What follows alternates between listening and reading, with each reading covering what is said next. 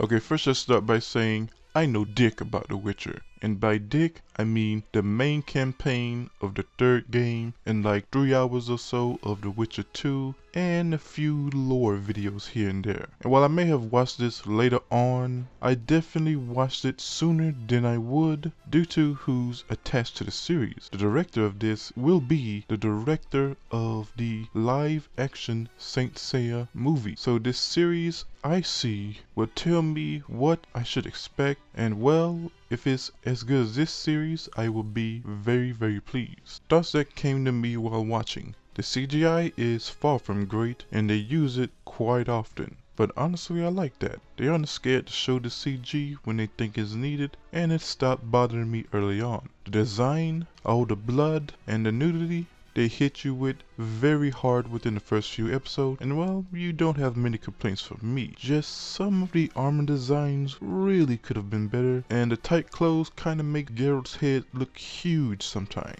Now the characters, well, I like them all. Henry Cavill kinda reminds me of Keanu Reeves in that he's not the greatest actor in the world, but he can be just fine in the right roles, and he's just fine here. And just fine as well. Also, he definitely practiced that voice based on the games, and he pulls it off. Geralt the Witcher shares just as much screen time as Ciri and Yennefer, which kinda surprised me. Ciri, while her story kinda hit some familiar fantasy beats, the story around her and her becoming slowly entwined with the greater core of the story is interesting, and the young actress does a very good job as well. Yennefer may have the biggest and rich part of this story as well. She's the deformed witch that's ugly enough to be shown, but not ugly enough to where a few people wouldn't go, yeah, I still hit that. But anyway, her journey and story is definitely the most compelling. She's an easy character to root for, and her walkthrough with magic and the world of this Hogwarts politics makes you feel like you are not just being hit with exposition. The actress, from what I know of her, what I know of the character, nails it, and even fits in terms of looks. When it comes to shows like this, to better prepare for what I should expect, I try to nail down early on, okay, is this show more HBO's Game of Thrones or